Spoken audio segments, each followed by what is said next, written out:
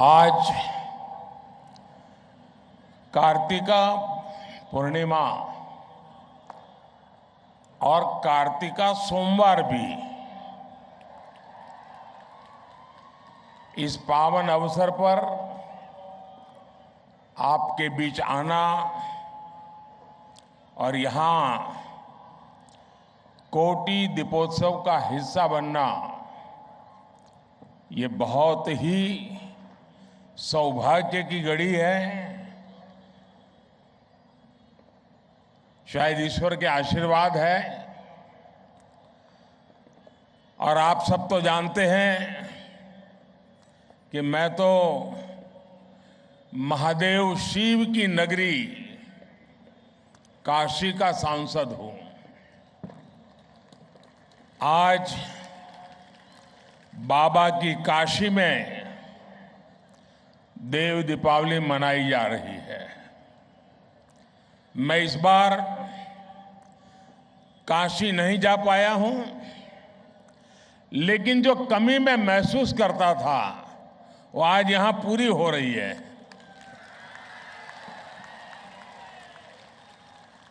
मुझे यहां आपके बीच में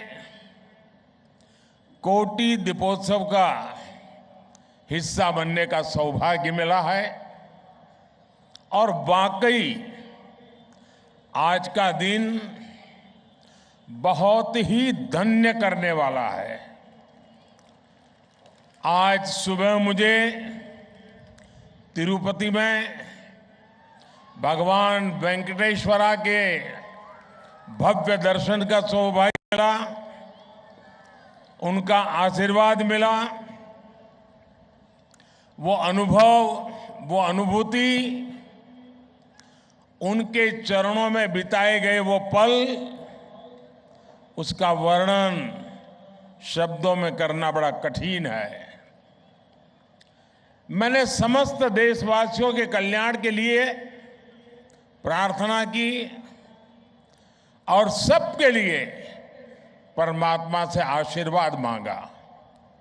साथियों, तेलुगु लोगों के बीच आना हमेशा सुखद होता है। आपके पास एक समृद्ध संस्कृति और साहित्य है। श्रीशैलम से वेमुलावाड़ा तक, भद्राचलम से आलमपुर तक, तिरुपति से यदाद्रि तक, यहां आस्था का, आध्यात्म का एक असीम सागर है।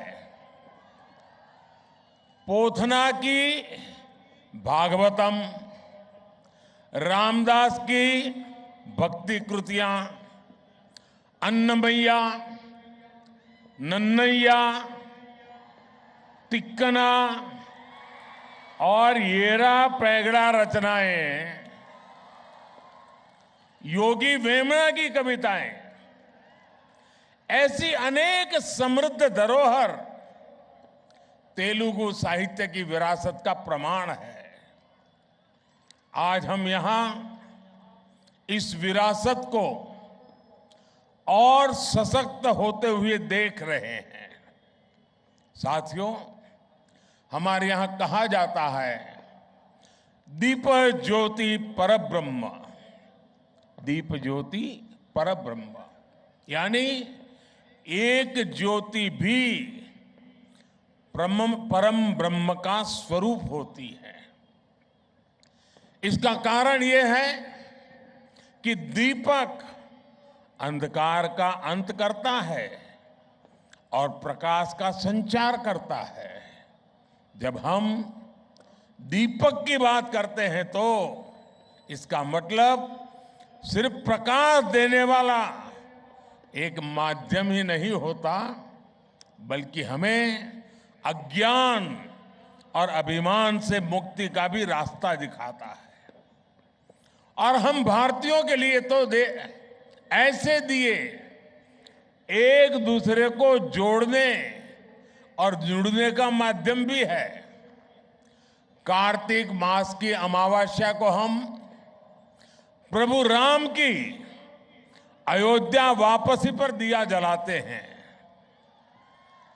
और आज भगवान शिव के धरती पर उतरने की खुशी में दिया जलाते हैं।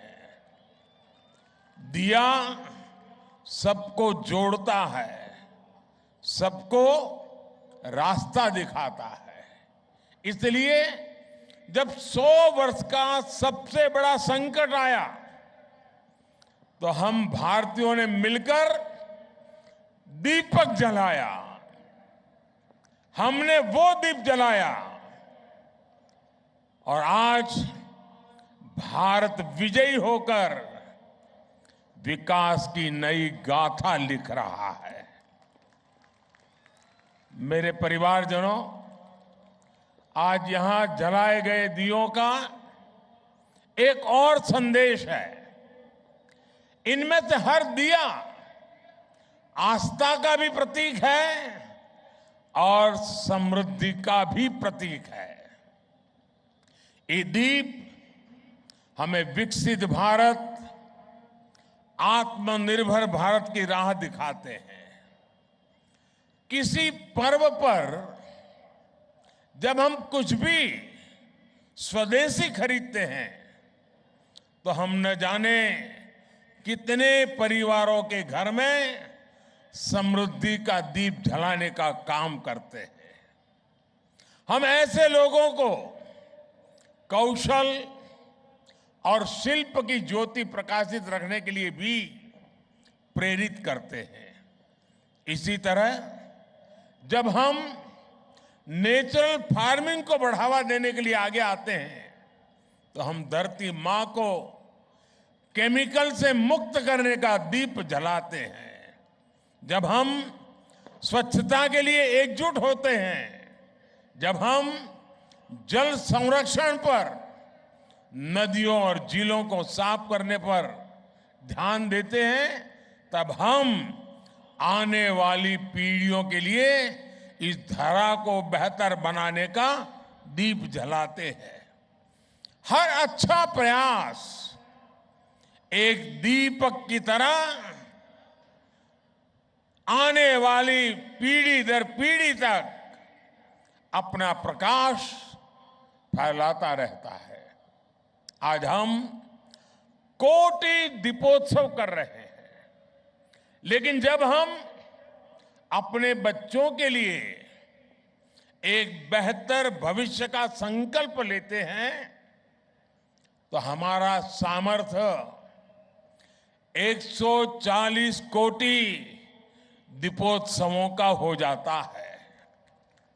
साथियों, आज जब हम देवी देवताओं से प्रार्थना कर रहे हैं, मानवता के कल्याण की बात करते हैं, तो हमें अपनी प्रार्थना में उन श्रमिक भाइयों को भी स्थान देना है जो बीते करीब 2 सप्ताह से उत्तराखंड की एक टनल में फंसे हुए हैं। सरकार और तमाम एजेंसियां मिलकर उन्हें संकट से बाहर निकालने में कोई कोर कसर बाकी नहीं छोड़ रही है। लेकिन इस राहत और बचाव अभियान को हमें बहुत सतर्कता से ही पूरा करना है। इस अभियान में प्रकृति हमें लगातार चुनौतियां दे रही है, लेकिन हम डटे हुए हैं, 24 घंटे प्रयास कर रहे हैं। हमें प्रार्थना करनी है उन श्रमिकों के सकुशल निकलने के लिए और जल्द से जल्द निकलने के लिए। हमें हिम्मत देनी है, हौसला देना है उन श्रमिकों के परिवार को कि पूरा देश आपके साथ है। देव दीपावली का हर दीप, कोटि दीपोत्सव का हर दीप उस टनल में फंसे श्रमिकों के जीवन में जल्द से जल्द प्रकाश लाए। हम सभी की यही प्रार्थना है। मेरे परिवारजनों, विकसित भारत का संकल्प तेज विकास और विरासत दोनों से ही सशक्त होगा। भारत सिर्फ एक राष्ट्र नहीं, उसका संकल्प तेज विकास और विरासत दोनों से ही सशक्त होगा। भारत सिर्फ एक राष्ट्र नहीं है का संकल्प तेज विकास और विरासत दोनों से ही सशक्त होने वाला है। और इसलिए हमें इन साधना के कामों को पूरी तरह बड़ी लगन से और बड़ी श्रद्धापूर्वक हमें करते रहना होगा। मैं इस भव्य समारोह, ये ठीक है कि मैं एक दूसरे वातावरण में इन दिनों व्यस्त हूं, लेकिन ये पवित्रता का माहौल, ये पवित्रता की कुछ पल हमारे लिए बहुत बड़ा सुकून लेकर के आती है। और आज जब हम आने वाली सदियों का भविष्य लिखने जा रहे हैं, तब हमें भारत के आत्मविश्वास को फिर नई बुलंदी लेनी है। इसलिए हमारी सरकार विकास भी और विरासत भी इस प्रेरणा के साथ काम कर रही है। आज देश अपने पावन धामों, अपने संतों, ऋषियों, तपस्वियों को सम्मान दे रहा है। केदार धाम हो, काशी विश्वनाथ हो, उज्जैन महाकाल हो, हर धाम के विकास पर बल दिया जा रहा है। और अब तो बस कुछ ही दिनों का इंतजार बाकी है। अयोध्या नगरी में भगवान राम का भव्य मंदिर बस पूरा ही होने वाला है। मेरे परिवारजनों, तेलंगाना तो सांस्कृतिक और आध्यात्मिक वैभव से बहुत समृद्ध है। यहां मुलुगु में काकतीय रामप्पा मंदिर का विश्व धरोहर शिलालेख है। हजारों खंभों वाले मंदिर का कायाकल्प कई दशकों के बाद हो रहा है। भद्राचलम में श्री सीता रामचंद्र स्वामी मंदिर में नई सुविधाओं का निर्माण किया जा रहा है। जोगुलंबा अम्मवारू को अब भविष्य की पीढ़ियों के लिए संरक्षित किया जा रहा है। बोनालू और बथुकम्मा जैसे त्योहारों को राष्ट्रीय स्तर पर मनाने के प्रयास चल रहे हैं। सम्मक्का सरक्का मेदाराम जथारा, जिसे आदिवासी समुदाय का कुंभ भी माना जाता है, उसका महत्व भी पूरे देश तक पहुंचने के लिए काम शुरू हो रहा है। साथियों, मैं संस्कृति और आस्था की सेवा करने के लिए भक्ति टीवी ग्रुप की भूरी भूरी प्रशंसा करूंगा।